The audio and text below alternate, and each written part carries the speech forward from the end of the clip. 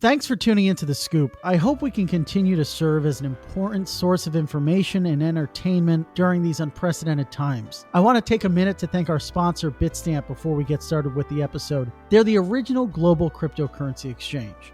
Since 2011, Bitstamp has been a cornerstone of the cryptocurrency industry and the preferred exchange for serious traders and investors, trusted by over 4 million customers, including top financial institutions. Bitstamp is built on professional-grade trading technology.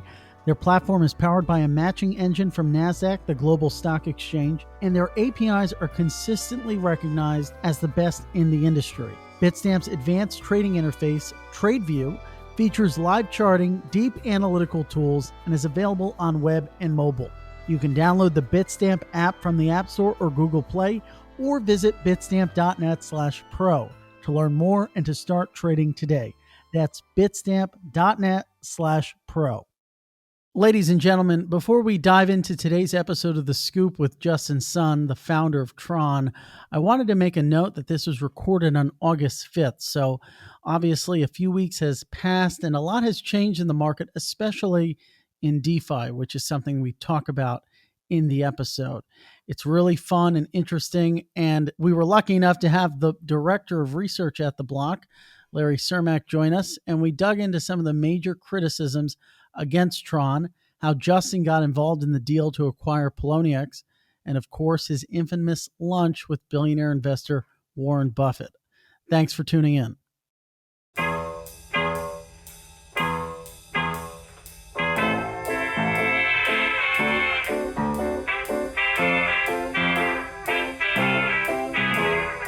I'm going to be honest, Justin, I'm a little offended that you only just started following me on Twitter. I think you've been following Larry even longer. I was excited to get that follow, and Larry, of course, immediately just completely ripped me to shreds, letting me know that you've been following him for, I guess, months and months and months. So regardless, we'll forget about that. The past is the past. It's a fast-moving market. We've got a lot to talk about. It's an interesting time for crypto. And, given your position in this market at kind of the heart of the speculative fervor, right? It's a good idea to have someone like you on the show to talk about what you're seeing and what's maybe driving some of the more recent momentum that's kind of, at least at the block, we kind of feel like it's back in 2017 in terms of the sort of speculation, in terms of just random tokens coming to fruition, to the fold out of nowhere, some of which seem meaningless. And then we have Poloniex, which is kind of was the poster child of the ICO boom, trying to make a comeback. And you're kind of spearheading that to an extent. But in any case, I guess to kick things off, like broadly, how are things going with Tron, with Poloniex? Sure, no problem. I think this year our majority of the energy will be focused on DeFi. I think definitely the blog has already posted like an article about the analysis of the recently about the Poloniex DeFi. You can see both Poloniex and Tron has been focused lots of the energy on DeFi. I think it's just like back to 2017 for like all the ICO days. So we have seen a lot of the market's demands for on DeFi for sure. But right now, I still feel like this is DeFi is still in basically a very small group of the people. I expected DeFi will be even more popular. So one of the benchmark maybe I will use is more like some days maybe my primary school classmate if they start to contact me ask for like what kind of the DeFi project they need to invest or something, it's just like back to ICO days. It's just like this. So I will take this more like a signal for the market is at the top of the like the price. Yeah, I mean, from my perspective, and obviously I'm more on the research side, so we look at all kinds of different indicators for the interest in crypto overall and the trends. And at least from my perspective, it's definitely picking up.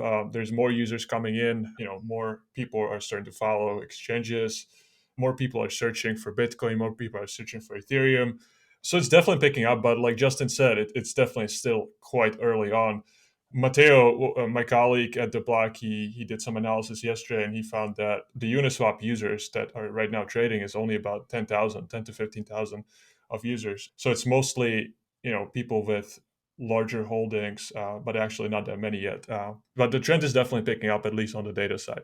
But did you see the meme? I think it was obviously on Twitter. Everything's on Twitter, but it was basically, in 2017, people were concerned or wondering about which token was going to list next on Coinbase or something, or Binance. And now it's what's listing next on Uniswap. And Yeah. so, yeah, when your retail friends or your old classmates start asking you about Uniswap, that's when you know to hit that sell button.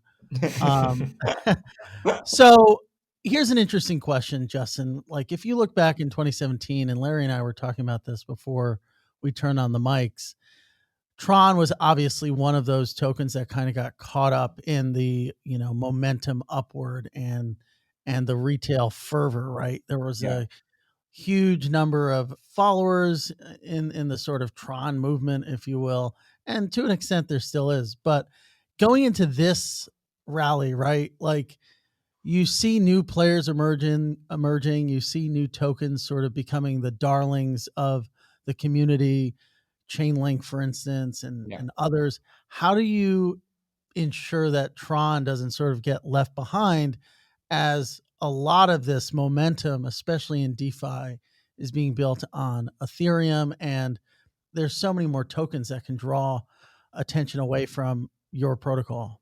Yeah, definitely. I think the first of all, the network effects is really important.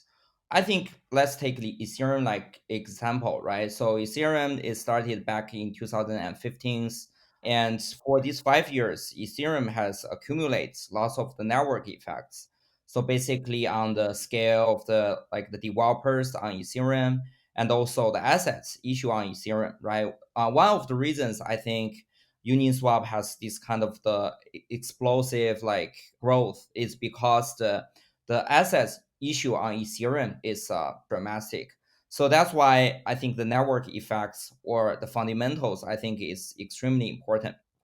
So for these past 3 years, I think Tron has been worked like very hard to basically increase our network effects. Let's take some look like the projects built on Tron.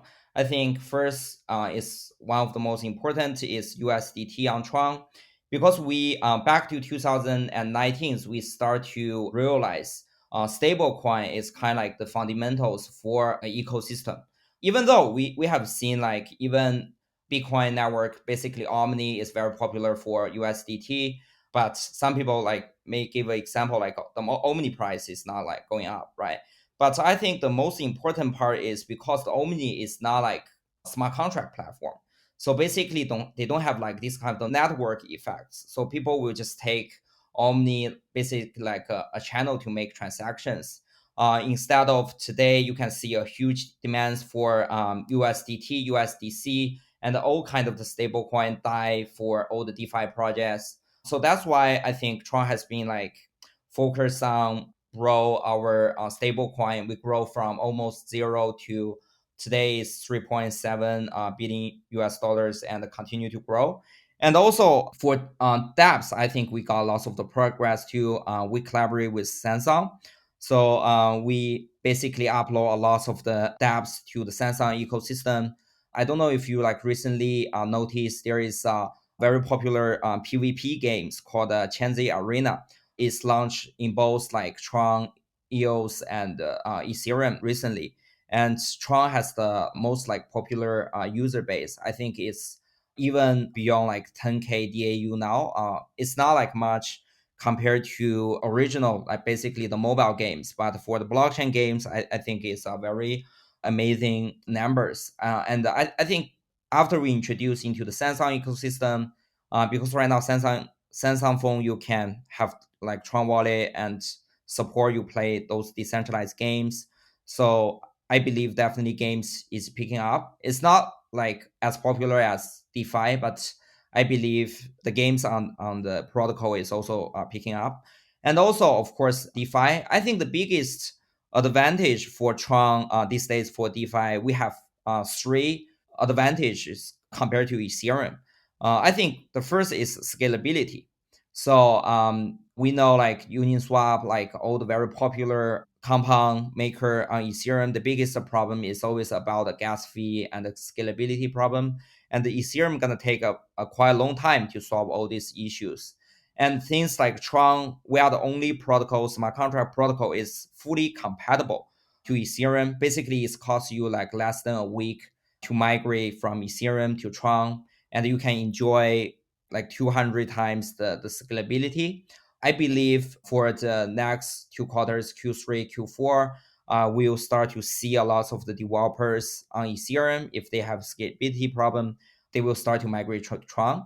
And then I think the second very big advantage is the liquidity of Ethereum. Basically, is almost $6 billion US dollars of the USDT has been like used a lot for either like borrow markets or lending markets or buying other tokens, right? So the Uniswap USDT pairs is also extremely popular.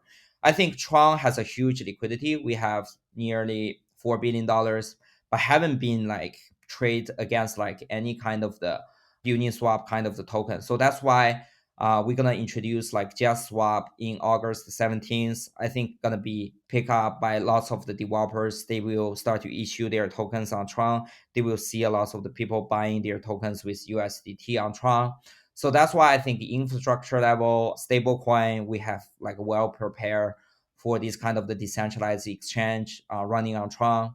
And also, I think it's very important is as a foundation level, we also put a lot of the resources and efforts, and of course, Poloniex on supporting all the DeFi projects, not only on Tron, but also on Ethereum as well. And I believe after those developers come to the Tron ecosystem, they will find out we have lots of this kind of the support on different sides, right? Not only on the protocol and the support side, we also have liquidity, stablecoin ecosystem, and a very large user base.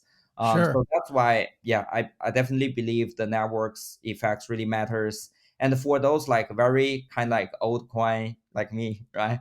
So I think we want to compete with other like new protocol and products with the network effects and the fundamentals. Yeah, no, you really delineated that one pretty well. So there are a few different elements, right? You talked about gaming, stablecoins, DeFi. There's possibly an opportunity for you guys to maybe expand your presence in that market given ETH scalability problems and the high gas fees. But Larry's really interested in the stablecoin bit. So I'm going to kick it to him on maybe how that fits into the strategy more broadly of growing Tron's presence in the crypto community. Yeah, sure. Yeah, I mean, the first thing I'll say is that I'm definitely a Tron skeptic, but I must say that the growth in stablecoins on Tron, it's pretty incredible.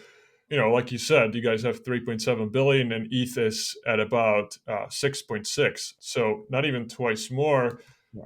And I'm definitely curious about a couple of things. One is, how did you guys kind of structure a strategy to try to get as much of Tether into Tron? I remember that you guys have some sort of incentives early on, Yeah. and they're definitely competitors, right? Like there's EOS, there's some other L1 blockchains that are scalable, but you guys attracted the most attention, and you guys attracted the highest amount of Tether. So I'm curious what the strategy was, and how do you sustain that? Yeah, sure. First of all, I believe the strategy matters the most because, like back to like 2019, we started to realize stablecoin is one of the most important infrastructure for the public blockchain.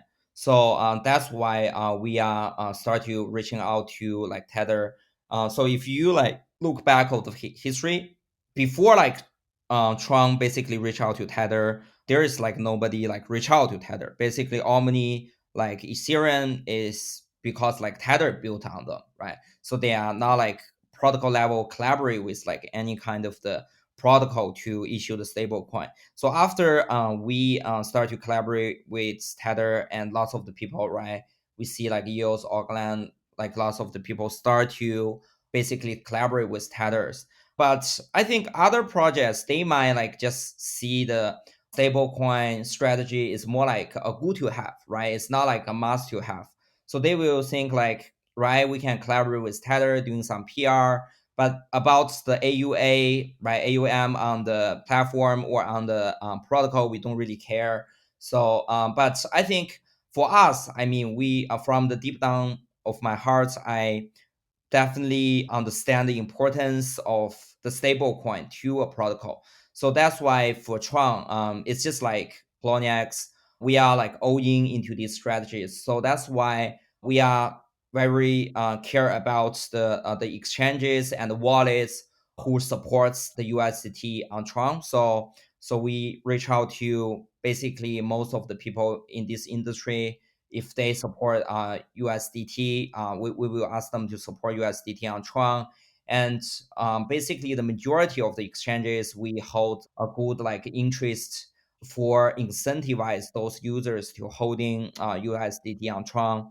So I think that's like something we get the early days, basically the attraction of USDT on I Tron mean, first.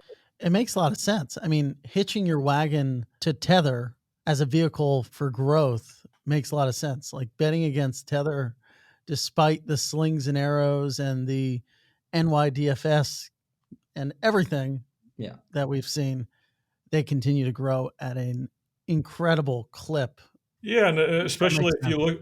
if you look at Tether on Tron, like I said, I'm definitely a skeptic of Tron, but I've used Tether on Tron multiple times because when you just want to transfer some Tether from one exchange to another, instead of paying $2 to $5 in fees on Ethereum, Yeah. you're almost not going to pay anything in Tron. So it's definitely useful in some ways. Well, that's what I was going to ask, because I feel like there might be some people listening who might not be totally familiar with the technical underpinnings of stablecoins and how they work. What, aside from maybe lower gas fees, are some of the benefits of trading with Tether on Tron versus any other layer one protocol? Yes, I think there's like this is the first stage, right? Though, so they have some incentives, and once they are on board of the USD on Tron, they will find out there's like two matters I think is really important. First about is the fees, right? So Ethereum, especially today, like the gas fee is tremendous, so you need to pay a very expensive price for all those transactions. And then the second thing, especially in the March 12th, this is like very obvious is the basically the time is really matters, right? So if you use like Ethereum, USDT on Ethereum, when you deposit into the exchange, try to buy Bitcoin, at that time is around like $3,000. If you deposit in Tron, it's basically arrive like instantly. So you can buy in the 3,000 the price. But if you transfer in Ethereum, it may take like 15 or half an hour. And when you get into the exchange, the price already become like 5,000 or something, right? Because the market volatility is huge at that time. So that's why I think all these days we have educated like all the like basically all the traders. They realize like Tether on Tron is more stable, and also they can enjoy like all these advantages. So that's why I think the retention rate of the customer is also very good too. So we see a lot of the whales and the traders after they start to using like Tron network, they are not like going back to the Ethereum, right? So especially for USDT, I think this is because some people might be skeptical. They will say like this is just like a channel, right? For Tether's Tron didn't even get like any benefits, and also we see even like the Tether on Tron is grow exponentially, but the Tron price is kind of like stay the same. Basically, it's very stable. But I believe this is only the first stage, right? So we need to educate all the users about the usage of the Tether on Tron, and further we can introduce like all the DeFi, right, and other infrastructure and also application on Tron, which will at that time is supported by like USDT on Tron. So that's why I believe this is more like building a house, like infrastructure. So when you just doing some like infrastructure level of the work, it won't like affect the price a lot. But if you are seeing it in a long way, like 5 years, 10 years, you will start to see this is kind of like the fundamental piece like for the whole infrastructure. Yeah, well, one more thing I'll add here is that like for example, if you compare Tether on Tron with like something like Blockstream's Liquid, where they also try to make the swaps between exchanges really low cost and fast. Tron basically incentivizes exchanges while someone like Blockstream is actually charging exchanges to join this alliance. So for a trader and for an exchange, it's really no brainer. Like I'm not really sure why anyone would use anything else, and since you can really transfer money between exchanges really fast. So it's just one thing I wanted to add. That's interesting. And yeah, it makes sense. Traders are going to want to use whatever's cheaper from a gas fee perspective. Using Tether on Tron appears to be much cheaper. Tron itself is probably more scalable, right? And there's an argument that it's more scalable than Ethereum, but there's also another argument, or the other side of the coin, if you will, is that Tron's more centralized. So when people maybe bring that criticism up to you, Justin, how do you address it? Yeah, sure. So first of all, I think this is basically the definition of the decentralization, right? So first of all, I believe there is a two kind of the consensus mechanism is very popular in our industry.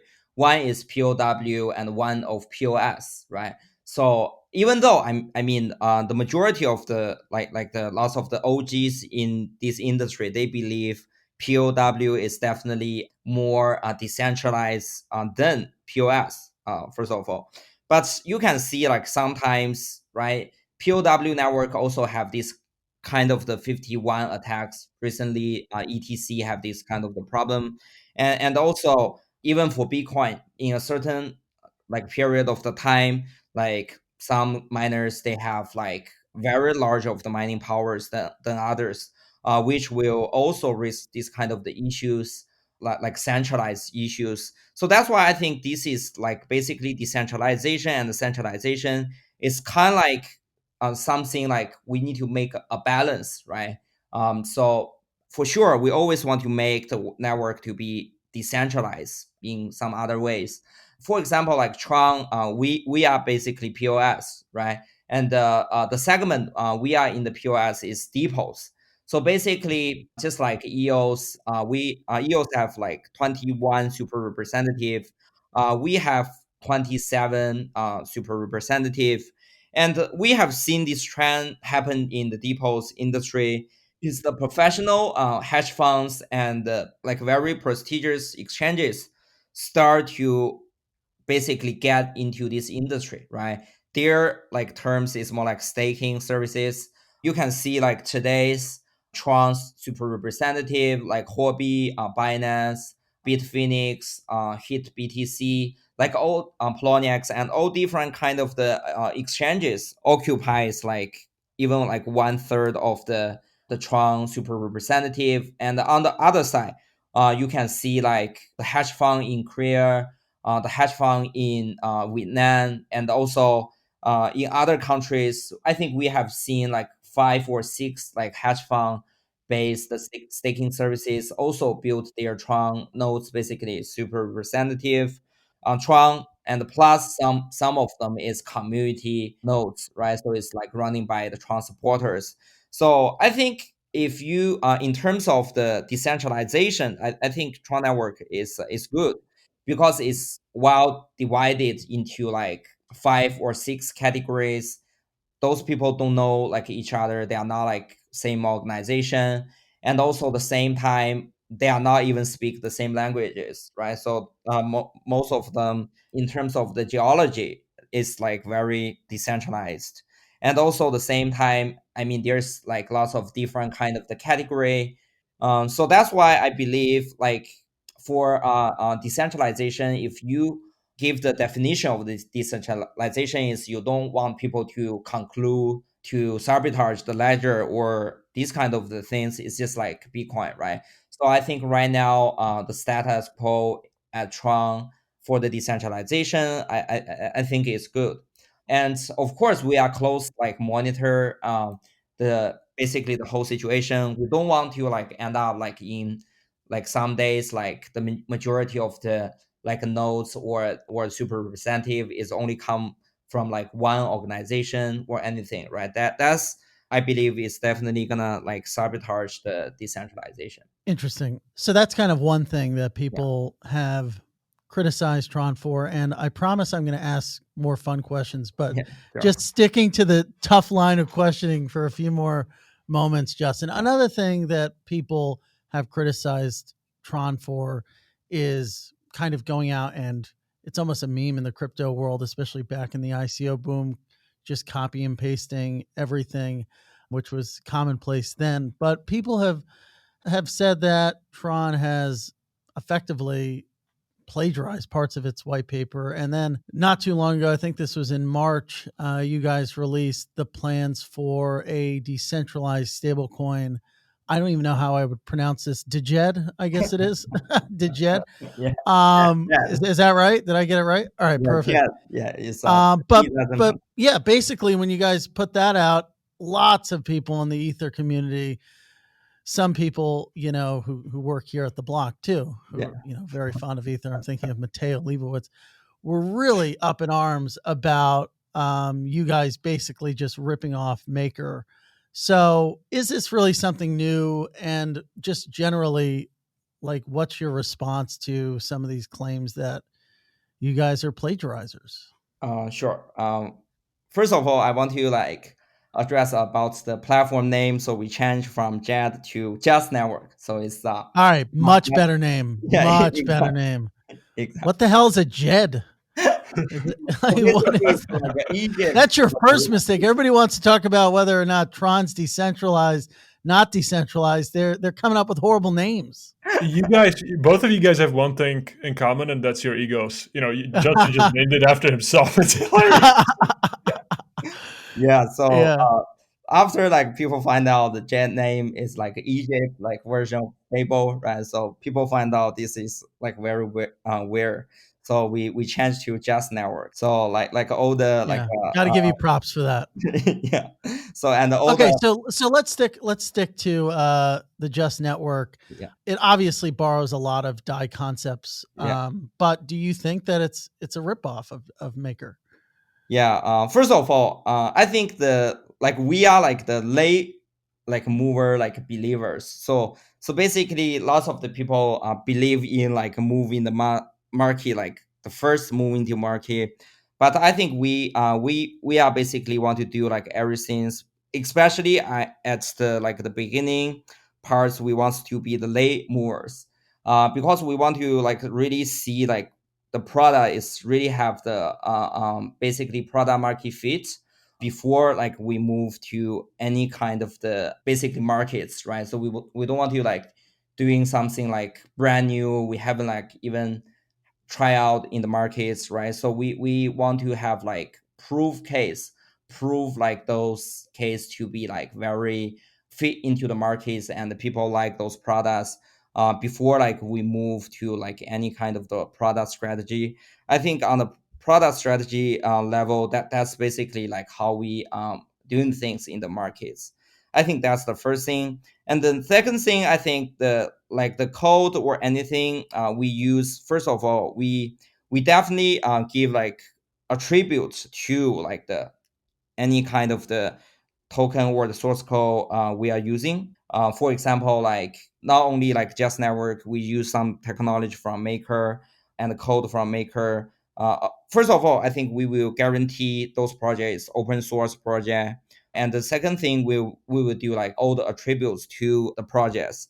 And also like we already released like Tron-Z protocols, which is zero knowledge approved technology, and we also learn a lot from Zcash.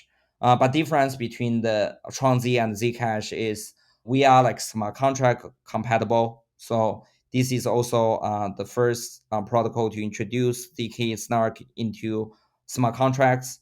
And of course, I think for Just Network, you will see after like the development, we will have lots of different features compared to Maker in the future. So that I kind of get what you're saying. So yeah basically, you're looking at the ecosystem, you see the success of Maker, and you obviously want to build something in that same fashion. why reinvent the wheel? Why fix what's not broken? Let's leverage a lot of what they've built out. And then as we move forward, as we see the market change or participants change their behavior, we'll adjust different features along the way. Seems to be what you're describing. Yeah, exactly. And also I think the same time is, first of all, like we want to like support like Maker even built on Tron as well, right? So like any kind of the like developers, if they want to like build on like Tron protocol, our foundation definitely willing to like support all the developers to develop on Tron. So basically we are like neutral to like all the developers, right? We are welcome like everybody to build on Tron protocol. And also of course, as you said, like the for the strategy level, we want to be focused only on the product we believe is very popular. It's basically everybody like the product before we move to the markets. Yeah, one more thing I wanted to mention. You briefly touched on developers. So I think that's one of the strongest things about Ethereum is that they have a lot of developers, and they're not And necessarily some of funded them by are the. so annoying. Yeah, that too. But the main thing I'm trying to point out is that they're not necessarily funded by the Ethereum Foundation. Whereas in Tron, it seems like most of the protocols and most of the different applications are developed by the Tron Foundation and funded by you, Justin. So is that something that concerns you? Do you think the developers will eventually come? Yeah, so definitely. I think this is, I think Larry has a good point. I think not only Tron, lots of the basically players in this industry, right, including like Tezos, ADA, EOS, and other protocol, they have the same problem because the like the 90% of the developers is already like building on Ethereum network, right? So they won't like migrate. So I think the Ethereum network have this kind of the advantage is because they launched back to 2015. They have a long time to build the brand and build the ecosystem, had this kind of the network effects. It's kind of like Facebook, right? So when a lot of the people start to build on Facebook, it's very hard for late movers to attract those like people back to the network. So that's definitely, I believe this is kind of the issue we need to address like in the long term. So that's why I think when we first started our protocols, first of all, we encourage lots of the developers to build like a real good product on top of Tron. I think Tron today we have some like good community products. For example, like Tron wallets, right? They rebrand to Clever, and also Transit Arena, right? They are also developed like Tron Bet, Tron before, and also we have seen like I'm token, like BitPie, and lots of the developers, they start to like really devoted a lot of the resources into Tron. So definitely I think in the long term we want to like change this kind of the way, right? So by like the 100%, we want to be like 100% community fund, 100% community like owned, and also 100% like community is doing all the involvements, right? That's the like perfect version. But if we want to migrate from this kind of the status quo to the stage we want to build, I think we still need a long time to change to this kind of the way. So right now I think we want to first of all change from like lots of the infrastructure it's building on the Tron, it's building by the Tron team, right? So we start to like founded some of the independent team to start to build on Tron. Ultimately, I think we want to like change to community fund, just like Ethereum. So I believe like DeFi gonna be a good start, right? After I think we launch Just Swap and all the infrastructure, if we want, we can provide liquidity to the developers. They can raise money and also get basically the co-star their product on Tron. I think we will definitely see a lot of the community developers.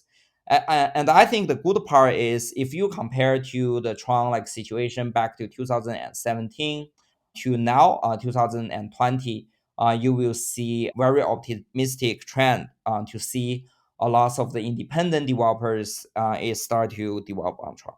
Makes sense. Yeah. If you're a listener of The Scoop or follow the block, then you know I am super excited about the future of crypto adoption, especially on the enterprise side. Our sponsor, Blockset, is not only helping to push development at the grassroots level with their multi-chain API, but also at the institutional level. Blockset is built by BRD, the first crypto wallet in the App Store from 2014, and one of the largest in the space today. They've taken the architecture and the knowledge they've gained over the past 6 years to create Blockset, a robust, reliable, and strategic B2B offering for developers and enterprises. Blockset is enabling banks and other major financial institutions to interface and build with crypto assets at light speed. See just how simple it is by visiting blockset.com and sign up for a free account today. I want to shift gears a bit, and I think I want to shift gears to Poloniex, and I want to provide a window, if you will, into the way that like my job works, and I think it's pretty funny. I guess at this point it was almost a year ago. It was last November when we first reported that Circle was selling off Poloniex to a group of Asian investors, which included you, Justin, and other people. But there's still a lot of confusion about how all of this works. I remember when I got a message from one of my sources that Circle was selling off Poloniex, and they mentioned that you were involved in the purchase through this new entity. I didn't believe it. I was like shocked. I was like, "Are you kidding me? Justin's son is buying Poloniex?" And they were like, "No, not technically. He's not buying it. It's a group of investors." I was like, "Still, but Justin's son, what the hell is he doing buying a crypto exchange?" It made no sense to me. Yeah. Obviously, you guys have done a lot with Poloniex, but I want to go back to kind of the origin story of that deal. Like, obviously, Circle kind of. I want to be nice in my wording here. You can blame them for strategic hiccups, or you can blame the regulatory environment. But under Circle stewardship, Poloniex just completely collapsed. Like it fell off the map. Like nobody was trading there. Nobody cared. They were delisting things every day. But before we dive into that and what you are working on to improve the trading experience there, walk us through how that deal even got on your radar in the first place. Yeah, sure. I think first of all, I think of course like everybody is like the users of Ethereum, right? So even like myself, like back to 2016, I started to trade it on Poloniex. As I remember, like Poloniex is the first exchange listed like Ethereum Classic, like Dogecoin, and all different kind of the altcoins. Poloniex at that time is the first exchange to list it of them. So I have to say, like I am like very familiar like with Poloniex in the first place, and like Circle has lots of the Chinese investor too. I don't know if you like notice like Baidu, like CICC, like IDG Capital, Chinese Innovation Fund, and all those fund is investor of Circle. And I know like Jeremy like back to like 2014 because both of us is invested by IDG at that time. So definitely I think I have like lots of the connection with Jeremy. Even I mean of course our companies is kind of like two different approach.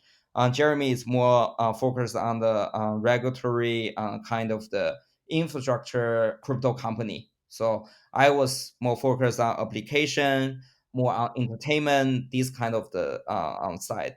So, but we like share the same investor, and also the same time I know him back to 2014, and also I chat with him like regularly about like everything basically. I think we are like friends, so we talk about like all the things happening in the crypto industry a lot. Jeremy personally, he visit like China regularly to meet IDG and all the investors. So that's why I think I know him pretty well. And when back to a year ago, like when like Jeremy and the investor like want to discuss with me and other investor to have a chance to spin off the circle from the Poloniex from the circle. I think it's a good opportunity. I mean, even a lot of the investors and even like some of my close friends, they don't believe this is a good idea because At that time, as you say, the Poloniex is really, I mean, in a very bad time, and also the morale is kind of like pretty low. At that time, it's also the bear markets, right? So like every company is not doing very well.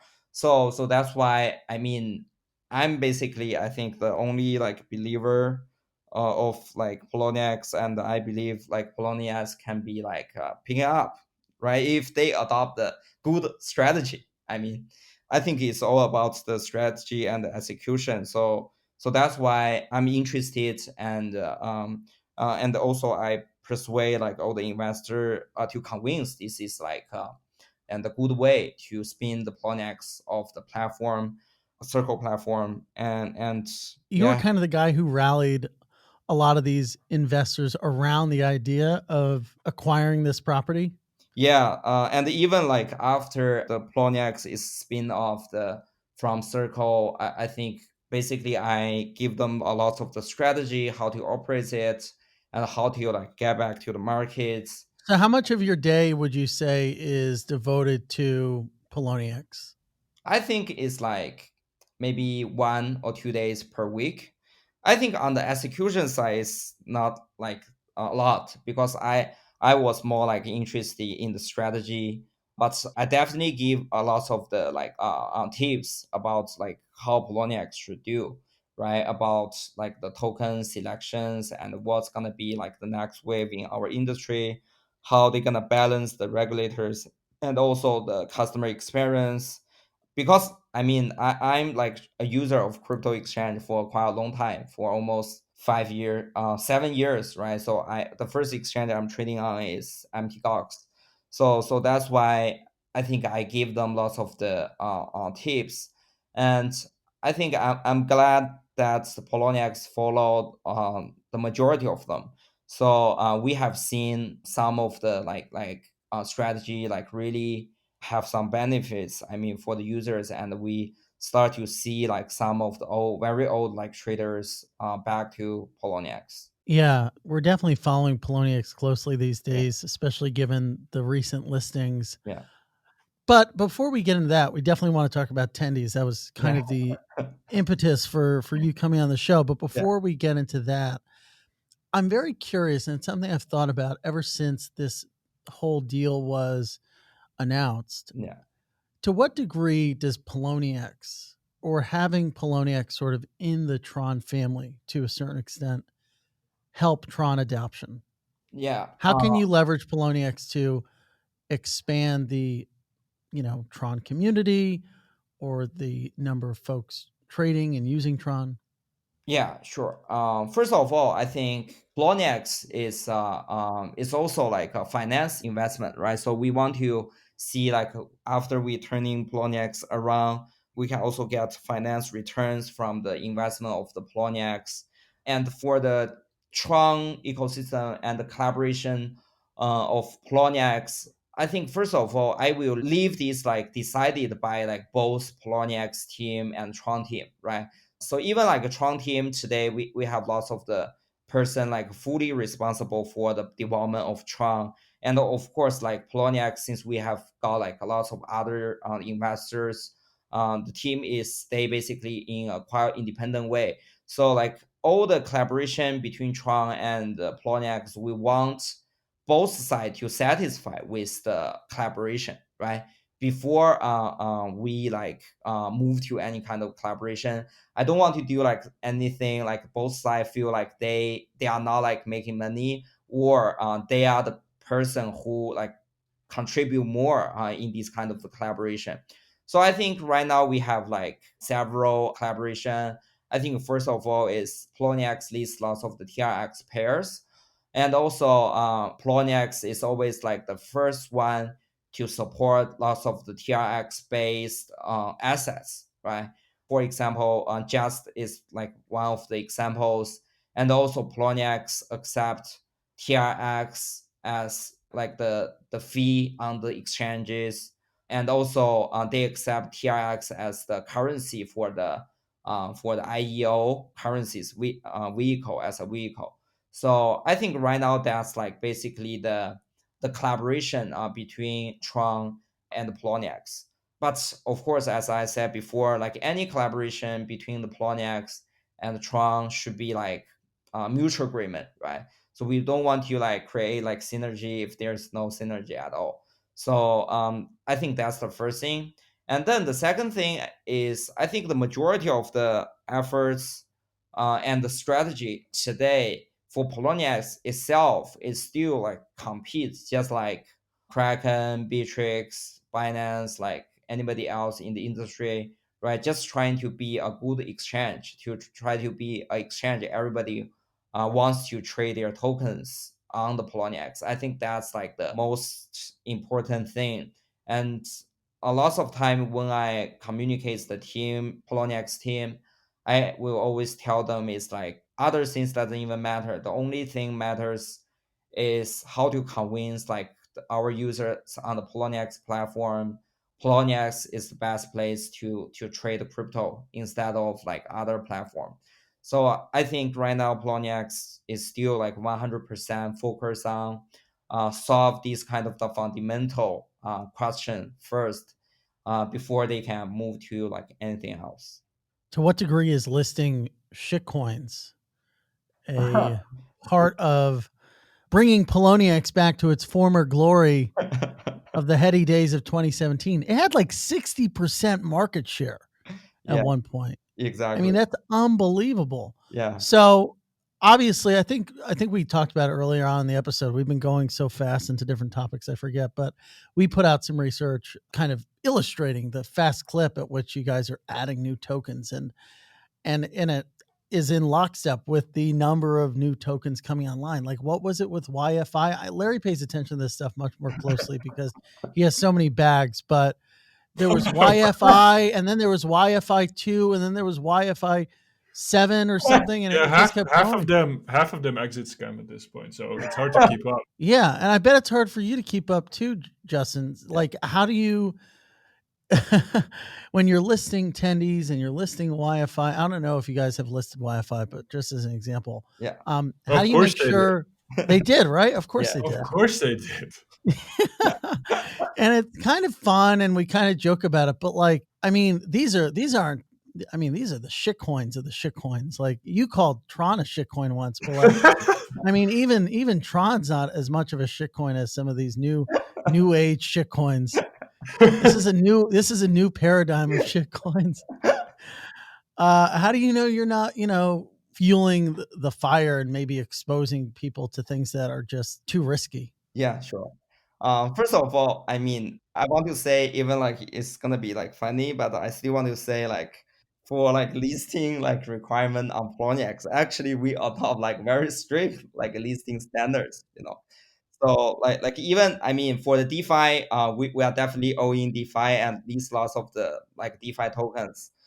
We are like first exchange to list the BZRX like MTA and the YFI, and also we are like the like one of the first exchange to support a compound as well. And also like today I don't even have time to mention like all the DeFi tokens we are listing these days. But I have to say, I have to say, we still like be very picky when we pick up the projects. Actually, so there is like 5,000. I know I don't know like 5,000 or 7,000 like tokens on Uniswap and on DeFi project these days.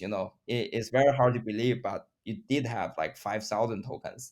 So we only like pick the even like last you than like 1% of the projects we think is basically legit, has lots of the market demands. At the same time, those tokens gonna be like a long term, gonna provide basically a long term like returns for our users, right? So that's why I think we are still like very picky when we find out those projects.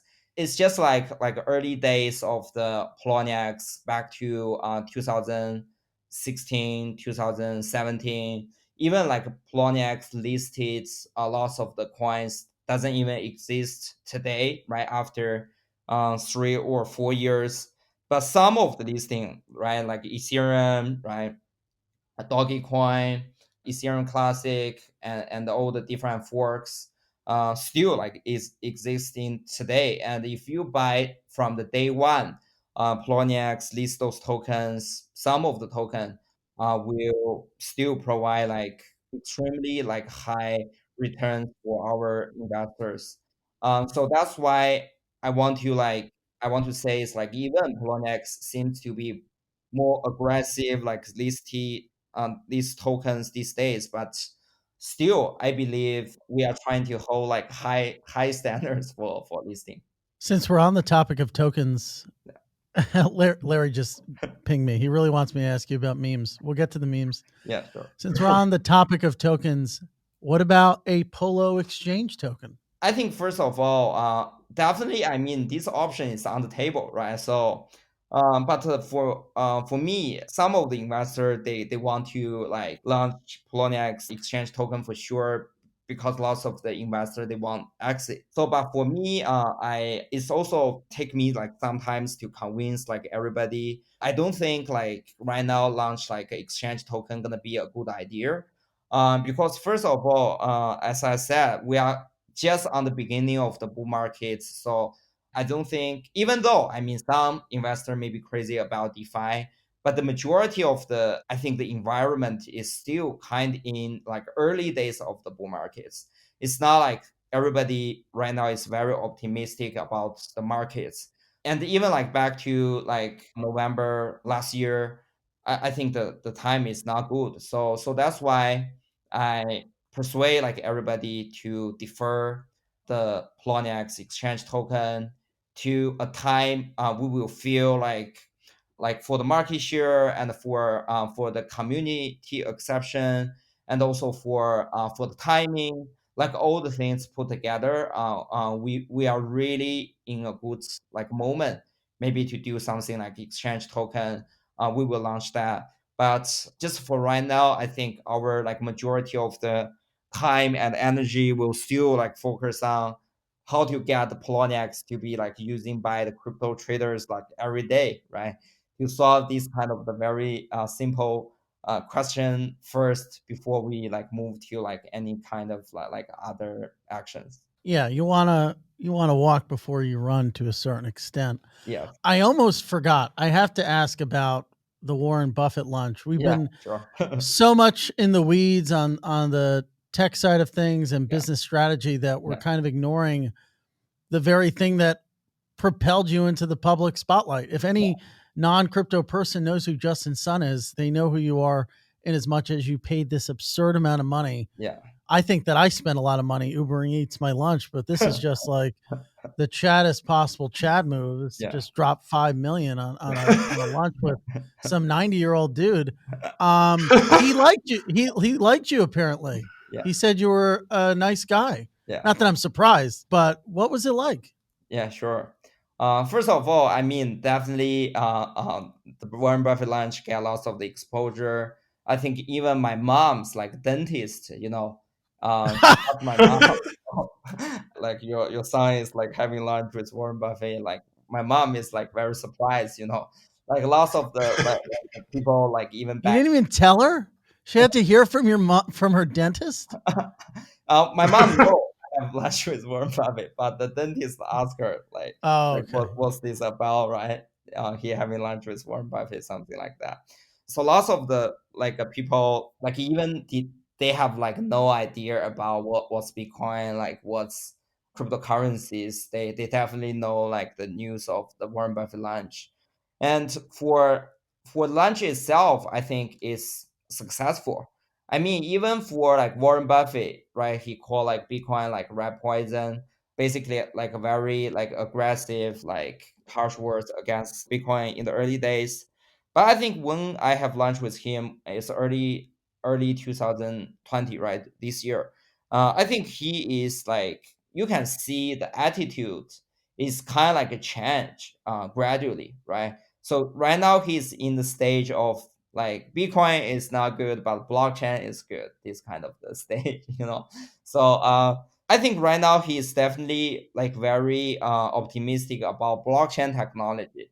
So that's why he at the lunch he talk with us a lot about the blockchain move of like Wells Fargo, American Express, like Visa, JP Morgan, and all the like entity he has shares in those entities, his portfolio. And also, I mean, me, like Charlie Lee, we spent quite a long time to convince him like the value of Bitcoin and the value of cryptocurrency. So I think at this kind of the stage, he didn't accept my idea.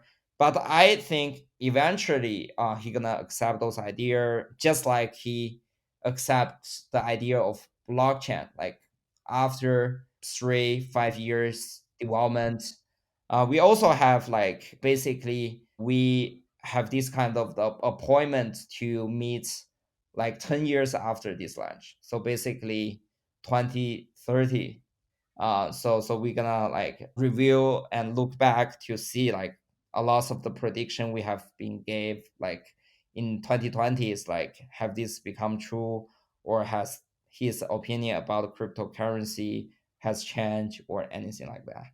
Let's close this out with some meme talk. I mean, Yeah. that's something you're very interested in. You fancy yourself a memer. Yeah. Do you make memes? Do you spend any time making memes? I think myself didn't like making like any kind of the memes, but definitely I think I like memes. And also even like when I'm like not like doing any kind of the Tron stuff, like back to like early days, I'm a meme lovers, so I retweet it and also promote like meme.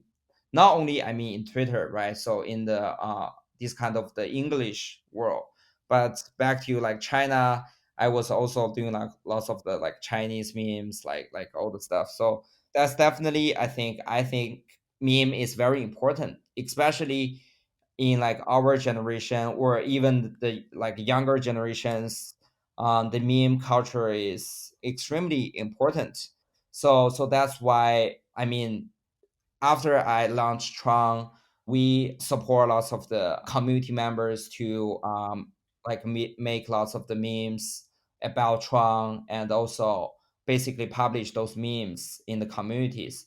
We want to create this kind of the culture because I think memes have like several advantages. First of all, so you can make fun of yourself, right? So you can make fun of like other people as well. So this creates, I think, is a very humor, but also it's very like is like a way of understand like technology, and also this kind of the like some kind of the like tension between different kind of the cryptocurrency, right? And all the competition. So that's why I think meme is a good way to express a lot of things. And also about the cryptocurrency, I think meme is also very important because like a lot of about like the fiat currencies, right? You can't make a meme about like RMB, like US dollar, Japanese yen, right? So because those currencies is made by those founders is not even in the world anymore, right? So it's very old currency. So if we want to have this kind of the new generation of the cryptocurrency, is same like currency compared to like Japanese yen, it's all currencies, right? But I think in the culture side, meme culture is definitely something differentiates this kind of the new generation cryptocurrency with those like US Yeah. dollars, right? Japanese yen, those kind of the currencies. Yeah, I totally get what you're saying. Yeah, In a sense, crypto native folks, because they're more in touch with meme culture, can leverage that to then draw in people maybe outside the community. And what you were saying earlier about memes kind of explaining things, the complexities of this space in a very easy to understand way, is something that is totally on the money. yeah.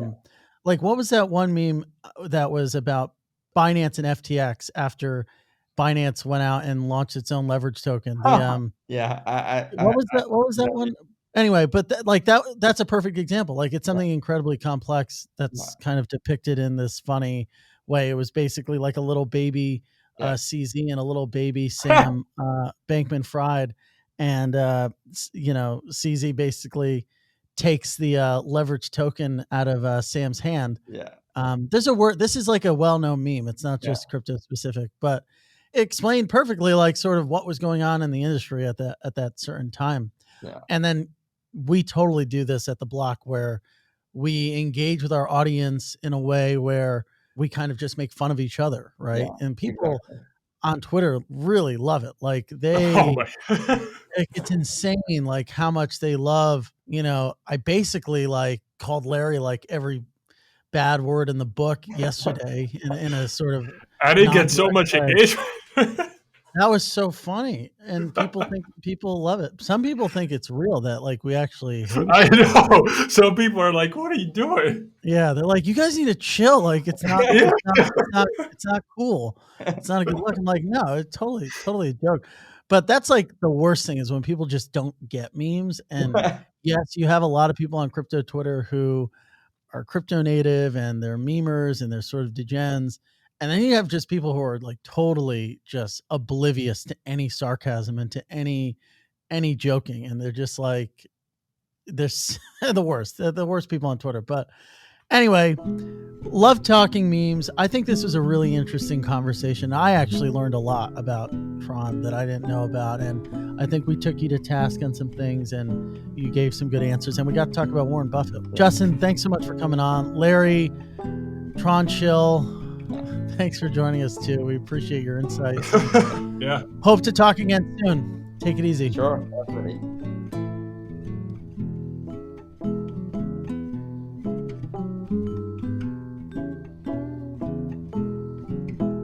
I'd like to give our sponsor Bitstamp a big thank you, the original global cryptocurrency exchange. Bitstamp is built for professional traders, yet intuitive enough for any investor. You can use Bitstamp's advanced trading interface, TradeView, to execute your strategy or instantly buy crypto in seconds when the opportunity strikes, all from your computer or mobile device. Bitstamp prides itself on delivering unmatched customer service with a human touch. Their global customer care team is available around the clock via telephone, email, and social media. When you contact them, you'll always speak to an actual person, not a bot. You can download the Bitstamp app from the App Store or Google Play, or visit bitstamp.net/pro to learn more and to start trading today.